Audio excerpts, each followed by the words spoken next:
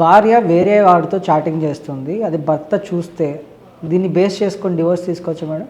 Same, not just wife, even హస్బెండ్కైనా same చేస్తే ఇద్దరు విడాకులు తీసుకోవచ్చు. బట్ అంటే సబ్జెక్టు టర్మ్స్ అండ్ కండిషన్స్. ఏంటంటే ఇప్పుడు చాట్ చేయడం వేరు, అతిగా చాట్ చేయడం వేరు. There is a difference. ఇప్పుడు క్యాజువల్గా ఏదో చాట్ చేస్తుంది అంటే ప్రాబ్లం లేదు, కానీ ఆ చాట్లో కనుక అడల్టరీ కనుక ఉంటే, ఒకవేళ వైఫ్ కానీ హస్బెండ్ కానీ ఒక థర్డ్ పర్సన్ వల్ల వీళ్ళ రిలేషన్షిప్, ఈ వైఫ్ అండ్ హస్బెండ్ మధ్య రిలేషన్షిప్ కనుక ఖరాబ్ అయితే, అండ్ ఆ థర్డ్ పర్సన్ వల్ల, ఆ ఇన్ఫ్లుయెన్స్ వల్ల వీళ్ళ రిలేషన్ అనేది ఖరాబ్ అయింది, ఆర్ హస్బెండ్ కానీ వైఫ్ కానీ ఇంకో థర్డ్ పర్సన్తో కనుక ఎలాంటి వేరే రిలేషన్షిప్లో ఉంటే కనుక డెఫినెట్గా గ్రౌండ్ ఫర్ డివోర్స్, అంతే కదా. సో అలా ఇప్పుడు రీసెంట్గా మనం ఒక కేసు కూడా స్టడీ చేసాం కదా లాస్ట్ టైం. ఒకవేళ థర్డ్ పర్సన్ వల్ల కనుక వైఫ్ అండ్ హస్బెండ్ మధ్యలో రిలేషన్షిప్ కనుక ఖరాబ్ అయితే, ఆ థర్డ్ పర్సన్ మీద either of the spouses case వేయచ్చు.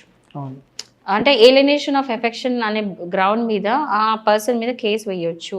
ఎందుకంటే ఆ పర్సన్ వల్ల ఈ కేసు, వీళ్ళ రిలేషన్షిప్ మొత్తం డ్యామేజ్ అయింది, విడాకుల వరకు వచ్చింది అని చెప్పి. సో ఇది దీని కూడా అప్లై అవుతుంది. ఎవరైనా సరే, అంటే నేను డైరెక్ట్గా చాట్ చేస్తే మీరు వెళ్ళి డివోర్స్ ఫైల్ చేయండి అని అన్నాను, అది రాంగ్ మెసేజ్. చాట్ జస్ట్ చేయడం వేరు, బట్ ఆ చాట్లో కనుక ఏదైనా ప్రూఫ్స్ దొరికినాయి అనుకోండి, to prove adultery, then that will be a ground for divorce. ఈ క్లారిటీ అనేది తెలుసుకోండి. సో ఇట్లాంటి కేసు యాక్చువల్లీ మొన్న ఒకటి రీసెంట్గా ఫైల్ అయింది. ఏంటంటే వైఫ్ ఇంకో థర్డ్ పర్సన్తో టూ మచ్గా చాట్ చేస్తుంది, టూ మచ్. ఎట్లా అంటే ఇంకా ఈ హస్బెండ్ని కంప్లీట్ నెగ్లెక్ట్ చేసేసింది, ఈ హస్బెండ్ అసలు పట్టించుకోవట్లేదు. సరే అని చెప్పేసి ఆ వాట్సాప్ చాట్ హస్బెండ్ ఏం చేసిందంటే వేరే విధంగా, అంటే రిట్రీవ్ చేసిండు, ఆమెకు తెలియకుండా దొంగతనంగా ఆ చాట్ని రిట్రీవ్ చేసిండు అండ్ తీసుకెళ్లి కోర్టులో అది వేసిండు కూడా ఎవిడెన్స్ని. సో మనం అడగొచ్చు, ఏంటి ఇప్పుడు మరి దొంగతనంగా తీసుకొచ్చిన రిట్రీవ్ చేసిన ఎవిడెన్స్ అసలు కోర్టులో చెల్లుతుందా అని. లీగల్గా తీయలేదు కదా, ఇల్లీగల్గా తీసిండు కదా.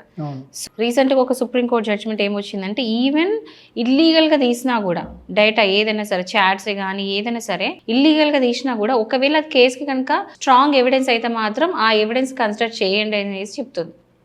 సో ఈ పర్సన్ ఏం చేసిండు, ఇప్పుడు నేను చెప్పిన స్టోరీలో హస్బెండ్ అది మెల్లగా రిట్రీవ్ చేసిండు దొంగతనంగా. తీరా చాట్ చూస్తే ఏంటంటే మొత్తం అది వేరే విధంగా ఉంది. సో అది బేస్ చేసుకొని అతను వెళ్ళి ఆ ఎవిడెన్స్ అనేది క్లియర్గా కోర్టుకి చూపిస్తే, కోర్టు కన్విన్స్ అయ్యి వాళ్ళిద్దరు విడాకులు అనేది మంజూరు చేసింది.